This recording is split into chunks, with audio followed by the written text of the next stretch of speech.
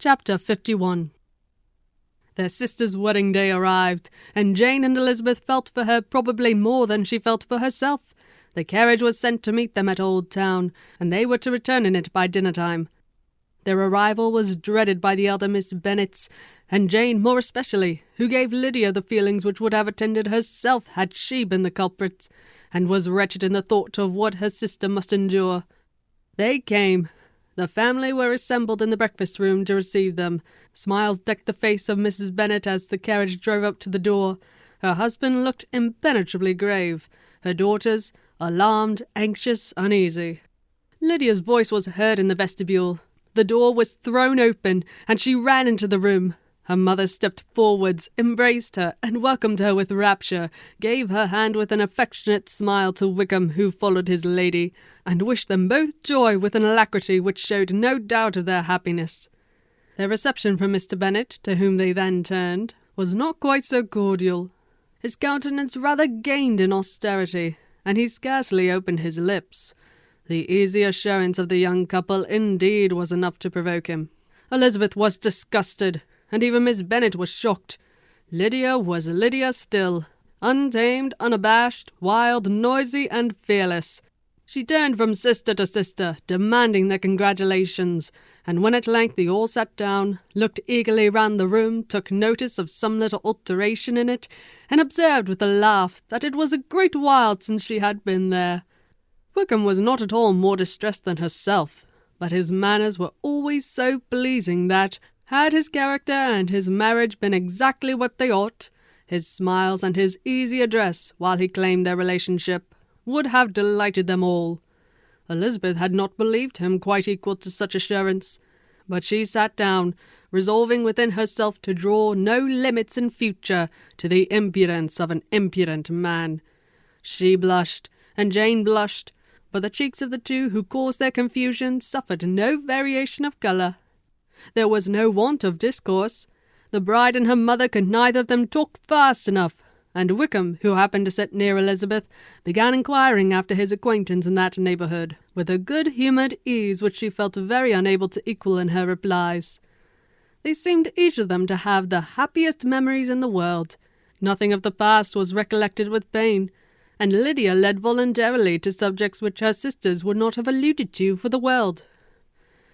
"Only think of its being 3 months," she cried, "since I went away. It seems but a fortnight, I declare. And yet there have been things enough happened in the time.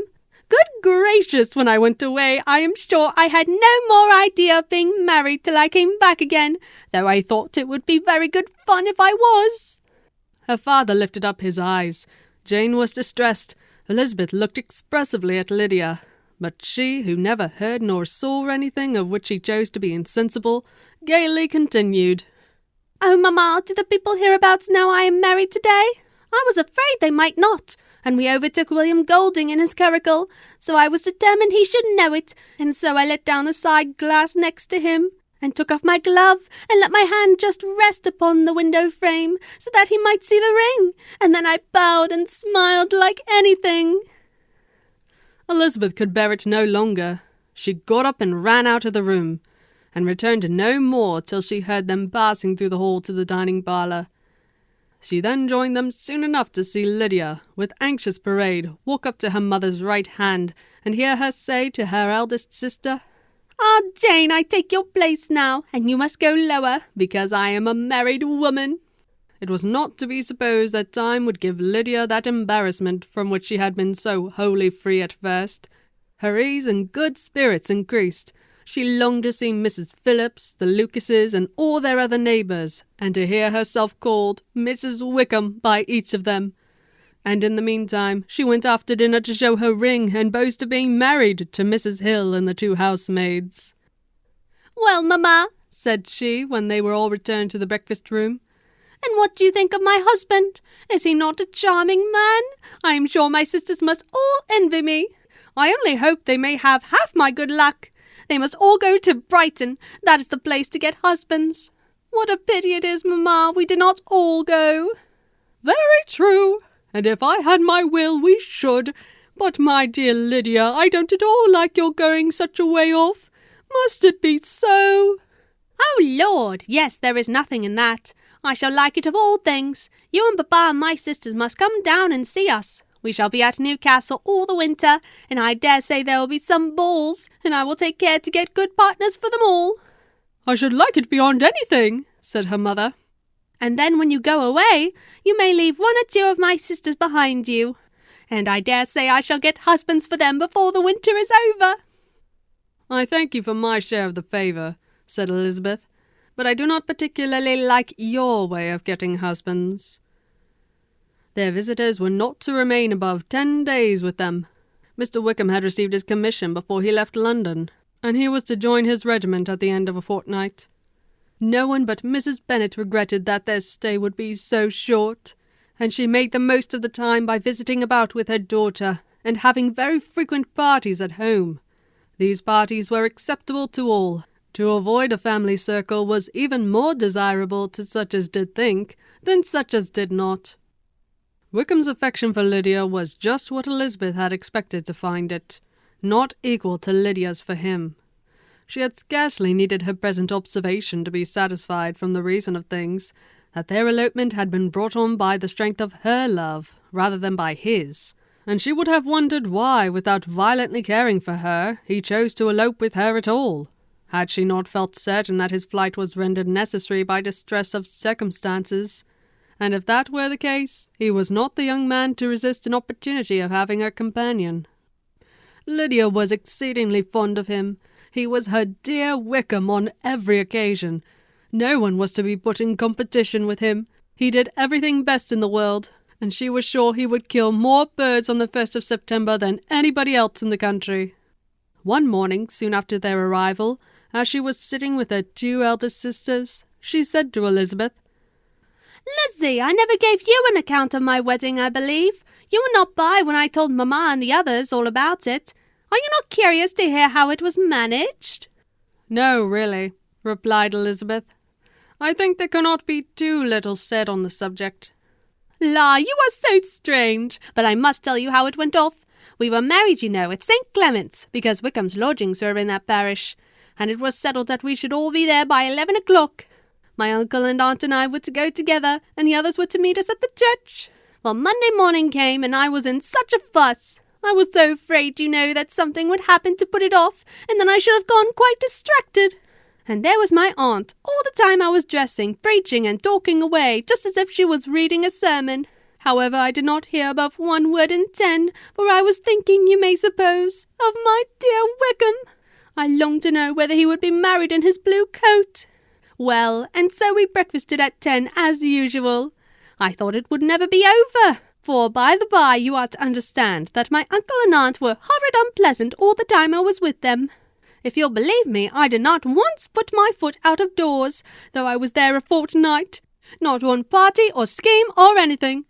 To be sure, London was rather thin, but however the little theatre was open. Well, and so, just as the carriage came to the door, my uncle was called away upon business to that horrid man, Mr. Stone. And then, you know, when once they get together, there is no end of it. Well, I was so frightened I did not know what to do, for my uncle was to give me away. And if we were beyond the hour, we could not be married all day. But luckily he came back again in 10 minutes' time, and then we all set out. However, I recollected afterwards that if he had been prevented going, the wedding need not be put off, for Mr. Darcy might have done as well. Mr. Darcy? Repeated Elizabeth in utter amazement. Oh, yes, he was to come there with Wickham, you know. Oh, but gracious me, I quite forgot. I ought not to have said a word about it. I promised them so faithfully. What will Wickham say? It was to be such a secret. If it was to be a secret, said Jane, say not another word on the subject. You may depend on my seeking no further. Oh, certainly, said Elizabeth, though burning with curiosity. We will ask you no questions. Thank you, said Lydia, for if you did, I should certainly tell you all, and then Wickham would be so angry. On such encouragement to ask, Elizabeth was forced to put it out of her power by running away. But to live in ignorance on such a point was impossible, or at least it was impossible not to try for information. Mr. Darcy had been at her sister's wedding, It was exactly a scene, and exactly among people where he had apparently least to do and least temptation to go. Conjectures as to the meaning of it, rapid and wild, hurried into her brain, but she was satisfied with none. Those that best pleased her, as placing his conduct in the noblest light, seemed most improbable. She could not bear such suspense, and hastily seizing a sheet of paper, wrote a short letter to her aunt to request an explanation of what Lydia had dropped, if it were compatible with the secrecy which had been intended. "You may readily comprehend," she added, "what my curiosity must be to know how a person unconnected with any of us, and comparatively speaking a stranger to our family, should have been amongst you at such a time. Pray write instantly, and let me understand it, unless it is, for very cogent reasons, to remain in the secrecy which Lydia seems to think necessary, and then I must endeavour to be satisfied with ignorance. Not that I shall, though," she added to herself, and she finished the letter. "And my dear aunt, if you do not tell me in an honourable manner, I shall certainly be reduced to tricks and stratagems to find it out." Jane's delicate sense of honour would not allow her to speak to Elizabeth privately of what Lydia had let fall. Elizabeth was glad of it. Till it appeared whether her inquiries would receive any satisfaction, she had rather be without a confidant.